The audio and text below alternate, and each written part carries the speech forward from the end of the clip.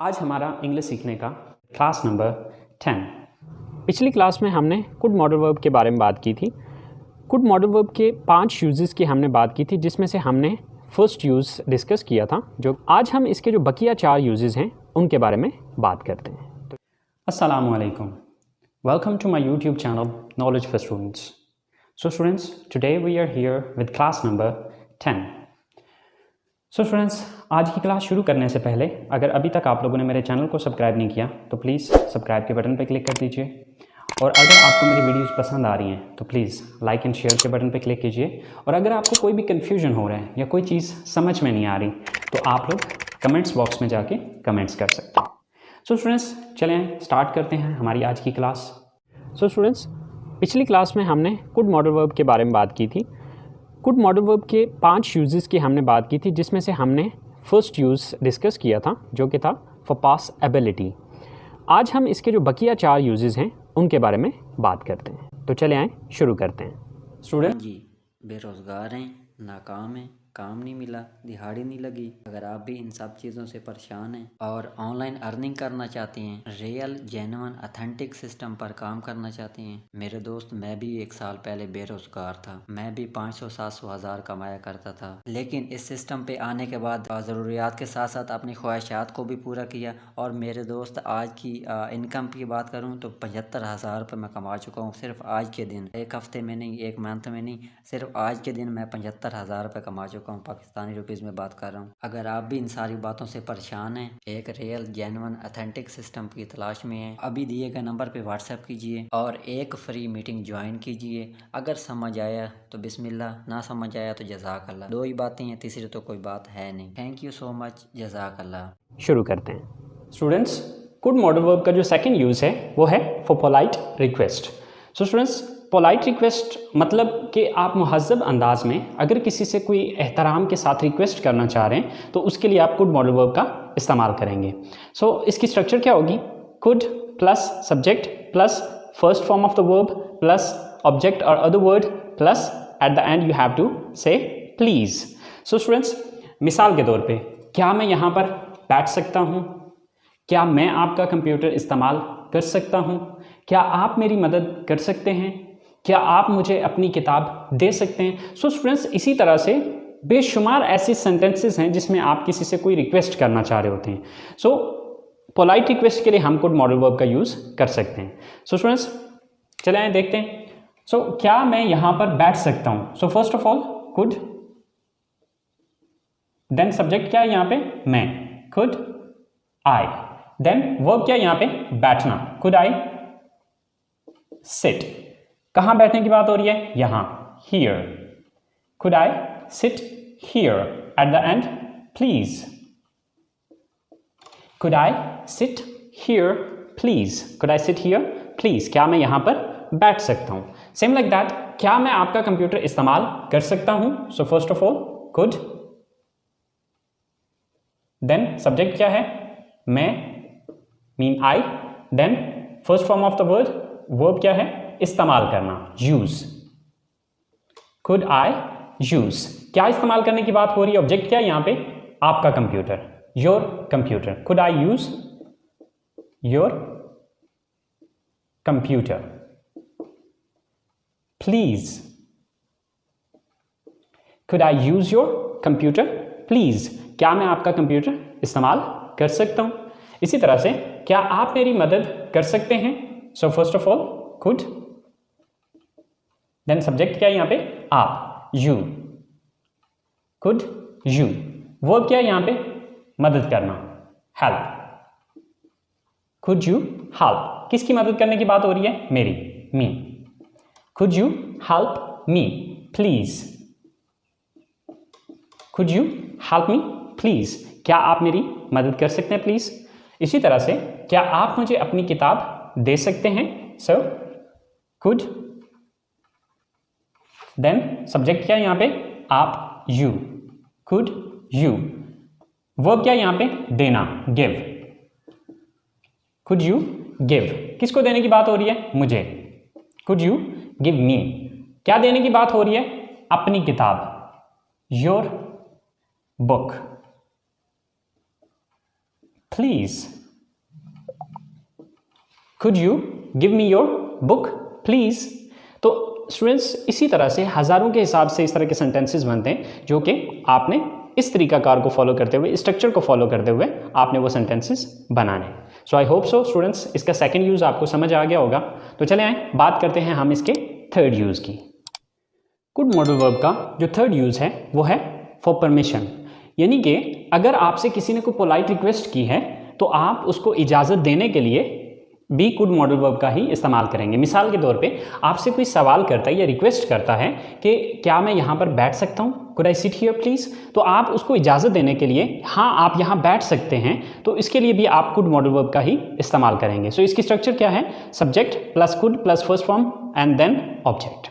सो मिसाल के तौर पे अगर आपसे किसी ने रिक्वेस्ट की कि क्या मैं यहाँ पर बैठ सकता हूँ, तो आप उसको इजाज़त देते हुए क्या कहेंगे, हाँ आप यहाँ पर बैठ सकते हैं। अब हाँ के लिए आपने यस लगाना है, यस, देन सब्जेक्ट क्या है, आप, you, yes you, then could, yes you could, then verb क्या है, बैठना, sit, yes you could sit. कहाँ बैठने की बात हो रही है, यहाँ। So yes you could sit here, yes you could sit here. इसी तरह आपने अगर किसी से इजाज़त तलब की है या आपने पोलाइट रिक्वेस्ट की है कि क्या मैं आपका कंप्यूटर इस्तेमाल कर सकता हूँ, तो वो आपको इजाज़त देता है, हाँ आप मेरा कंप्यूटर इस्तेमाल कर सकते हैं। सो हाँ के लिए यस आप मेरा कंप्यूटर इस्तेमाल कर सकते हैं। सो सब्जेक्ट क्या है यहाँ पे, आप, yes you, then could,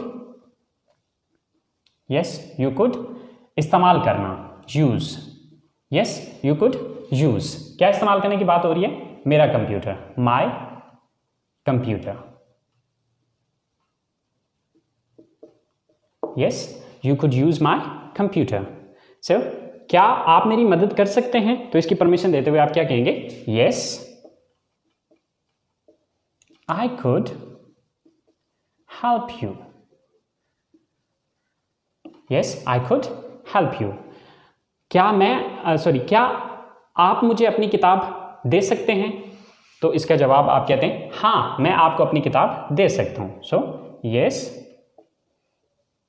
I could give you my book.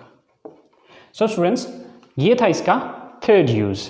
सो अगर आपसे किसी ने कोई पोलाइट रिक्वेस्ट की है तो आप उसका जवाब देने के लिए आप इसका इस्तेमाल या उसको इजाज़त देने के लिए आप कुड का यूज़ कर सकते हैं। तो चलें बात करते हैं हम इसके फोर्थ यूज़ की, और इसका फोर्थ यूज़ है फॉर पॉसिबिलिटी। तो चलें स्टार्ट करते हैं। कुड मॉडल वर्ब का जो फोर्थ यूज़ है वो है फॉर पॉसिबिलिटी। सो स्टूडेंट्स ये पॉसिबिलिटी पास्ट की भी हो सकती है, प्रेजेंट की भी हो सकती है और फ्यूचर की भी हो सकती है। यानी कि इसके लिए ज़रूरी नहीं है कि ये सिर्फ पास्ट की ही एबिलिटी होगी या ये सिर्फ प्रेजेंट की एबिलिटी होगी या फ्यूचर की एबिलिटी होगी। सो ये तीनों पर्पसेस के लिए एक ही सेंटेंस इस्तेमाल किया जाएगा। मसलन मैं कल आपके घर आ सकता था, अब ये पास्ट की एबिलिटी है, पास्ट की पॉसिबिलिटी है। मैं आज आपके घर आ सकता हूँ, ये प्रेजेंट की पॉसिबिलिटी है, और मैं कल आपके घर आ सकता हूँ, ये आने वाले कल की बात हो रही है। सो ये फ्यूचर की पॉसिबिलिटी है।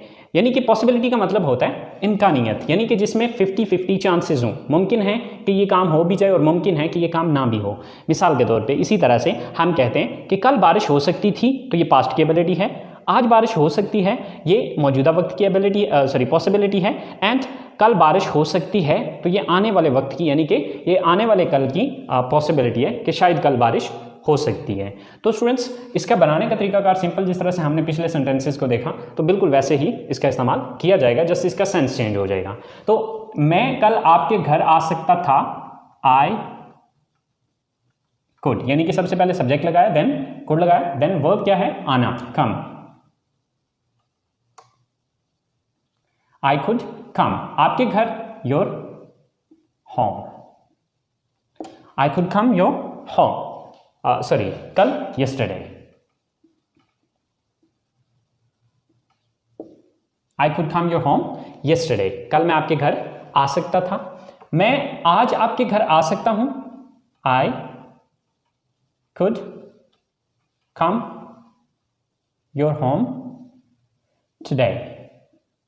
क्योंकि आज की इंग्लिश क्या है, today. आप देखिए कि अगर आप इस सेंटेंस को देखें और इस सेंटेंस में देखें तो फर्क सिर्फ आ रहा है yesterday and today का, राइट? क्योंकि गुजरा हुआ कल yesterday, आज today।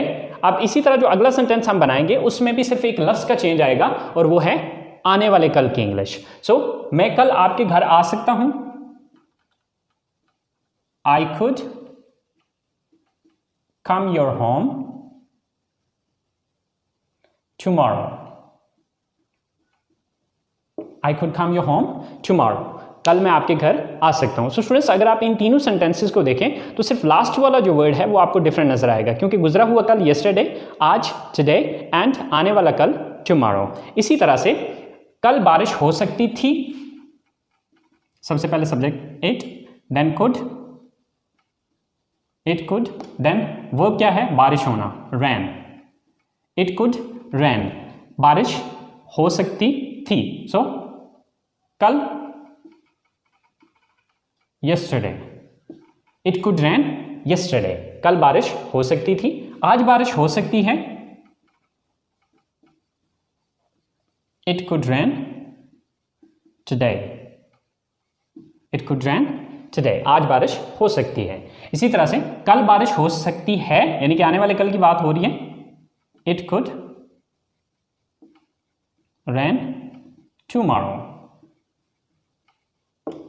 कल बारिश हो सकती है। सो स्टूडेंट्स, अगर आप इन तीनों सेंटेंसेस को भी देखें तो बाकी सेंटेंस सेम है, सिर्फ yesterday, today and tomorrow, just ये चीज़ चेंज हो रही है। अगर आप इन दोनों सेंटेंसेस को देखें तो इसके अंदर आपको पास्ट, प्रेजेंट एंड फ्यूचर तीनों की पॉसिबिलिटी नज़र आएगी।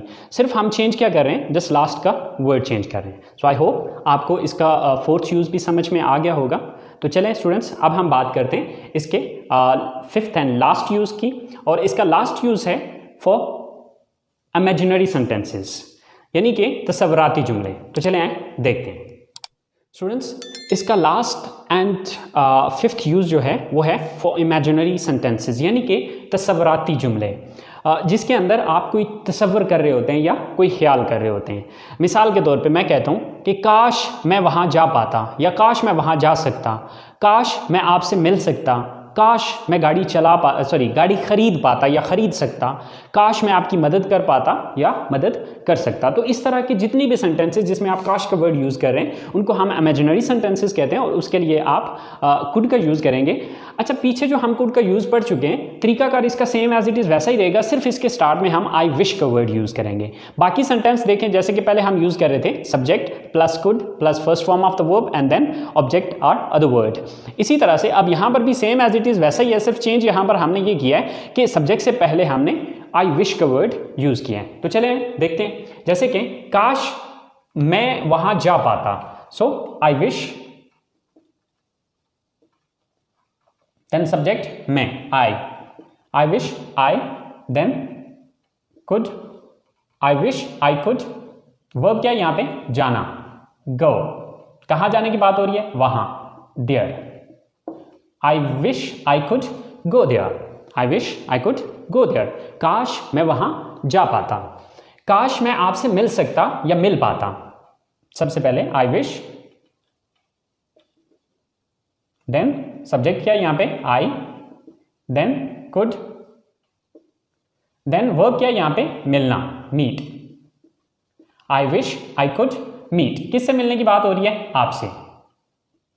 सो I wish I could meet you, I wish I could meet you, काश मैं आपसे मिल पाता, काश मैं गाड़ी खरीद पाता या खरीद सकता, आई विश, देन सब्जेक्ट क्या है? आई, देन वर्ब क्या है यहाँ पे? खरीदना, buy, I wish I could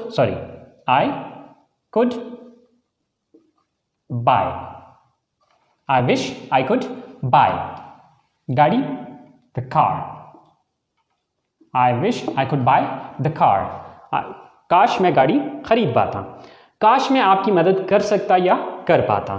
so I wish I could help you, I wish I could help you. तो स्टूडेंट्स, इसी तरह से काश वाले जितने भी सेंटेंसेस हैं उसके अंदर आप कुड का यूज़ कर सकते हैं। फ़र्क सिर्फ इतना आएगा कि आपने सेंटेंस के स्टार्ट में आई विश लगा लेने। सो इस तरह से बेशुमार सेंटेंसेस बनेंगे। सो आप इस स्ट्रक्चर को फॉलो करते हुए आप उन सारे सेंटेंसेस की इंग्लिश बना सकते हैं। So students, I hope so आपको कुड मॉडल वर्ब के जो 5 यूजेस हैं वो समझ आ गए होंगे। फिर भी अगर आपको कोई कन्फ्यूजन हो रहा है या कोई चीज़ जो समझ में नहीं आ रही तो आप प्लीज़ कमेंट्स बॉक्स में जाके कमेंट्स कर सकते हैं। इंशाल्लाह मैं आपके उस कन्फ्यूजन को क्लियर करने की कोशिश करूँगा। सो अपना बहुत सारा ख्याल रखिएगा। इंशाल्लाह ज़िंदगी रही तो आप लोगों से अगली क्लास के साथ मुलाकात होगी। अल्लाह हाफिज़।